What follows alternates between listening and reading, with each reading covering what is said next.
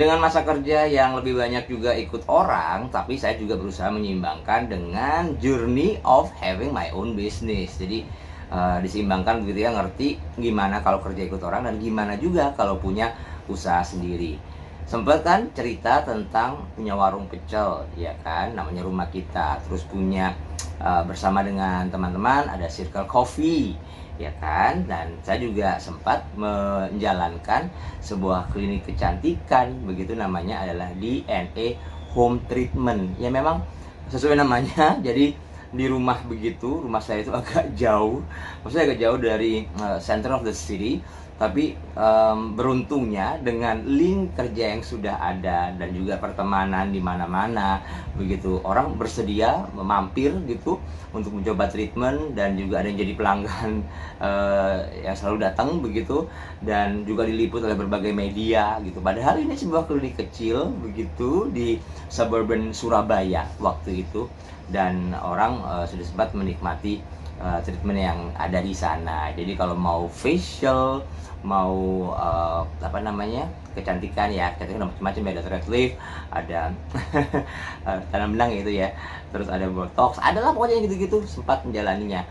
Intinya beberapa sisi bagian kerja dari pengelola, sebagai pengelola sudah pernah juga dijalankan. Jadi makin seru juga kalau cerita di Mirza Kerja. Hey, Potak Kerja balik dan terus di Mirza Kerja, begitu ya. Mungkin familiar dengan drama yang berikut ini. Minta tolong ya, besok dilakukan kerjaan yang itu. Padahal bukan kerjaan kita. Terus kita mau nolak, nggak tahu gimana caranya. Oke bos. Padahal dalam hati agak dongkol. Kok disuruh kita yang ngerjain, bukan job desk kita lagi. Melakukan sesuatu yang bukan job desk kita, itu sering terjadi. Kerja di luar job desk. Terus gimana? Apakah kita bisa menolak, ataukah ya karena that's the only job that we have, jadi kita harus mengambil atau melakukan hal itu? Kata kuncinya that's the only job that we have. Makanya kan aku udah bilang ada side income. Jadi kalau kayak gini-gini kita bisa punya lebih power dan percaya diri untuk menolak. Tapi ya kalaupun itu memang satu-satunya pekerjaan kita atau enggak pun, kita perlu meneropong juga tentang melakukan kerjaan di luar job desk. Kita pelajari dulu job desk itu sebenarnya seperti apa dan fungsinya gimana. Job desk itu memperjelas siapa yang harus mengerjakan apa dan dengan kapasitas apa, wewenangnya apa, bisanya gimana, boleh dan enggaknya seperti apa. Itu job description secara gamblang ya. Kemudian membantu kita yang berstatus karyawan untuk paham tanggung jawabnya.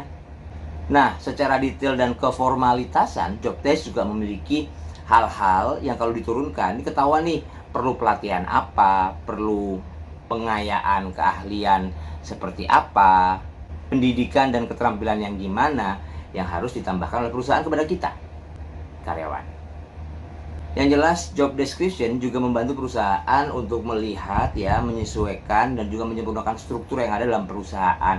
Plus sebagai bahan evaluasi, kan ada tanggung jawab begitu ya, entar hasilnya gimana. Nah itu yang dibagi dalam sebuah formulasi evaluasi.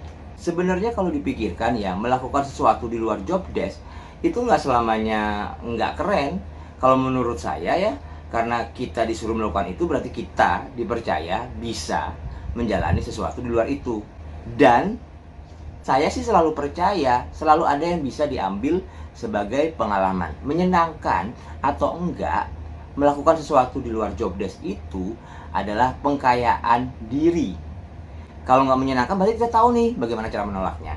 Kalau menyenangkan, dapat skill lagi, ya kan? Kalau susah, terus berhasil, tuh kemampuan untuk menangani permasalahan pun kita, yang kita miliki, bertambah. Memang ada beberapa hal yang kita harus pikirkan biar nggak terlalu ketambahan job desk yang tidak tertera dalam surat kontrak kita ini. Berarti kan kita harus ngobrol sama atasan.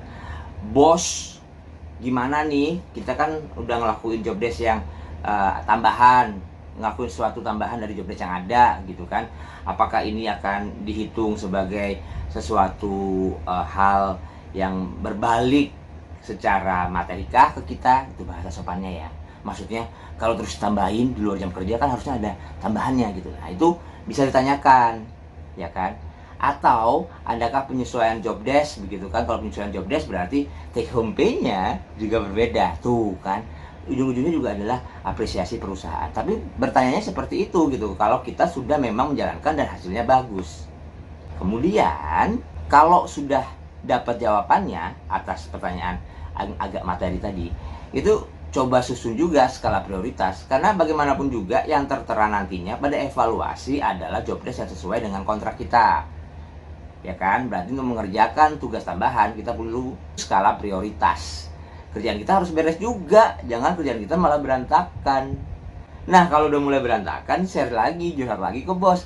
Gimana bos, aku pingin semuanya bisa dilakukan, tapi ini waktunya yang gak cukup. Saran dong. Nah begitu. Terus memang keadaan antara kita single dan gak single itu ngaruh banget. Ya kan, kalau nggak single ada istri, ada pasangan, ada suami, ya kan, ada anak juga yang harus sudah pertimbangkan. Berarti ada waktu-waktu yang terambil. Nah ini hal-hal ekstra yang seperti ini bisa dikomunikasikan, bisa diomongkan dengan tim, dengan bos juga gitu kan. Intinya adalah ketika kerjaan kita atau kita nih diminta untuk melakukan sesuatu di luar job desk, jangan keburu langsung oh apa ini kan nggak sama, bukan job desk kita apa dan sebagainya, komplain mulu. No, ambil sisi positifnya. Saya percaya sekali lagi di hal-hal seperti ini kita selalu dapat manfaat, selalu ada yang dipelajari.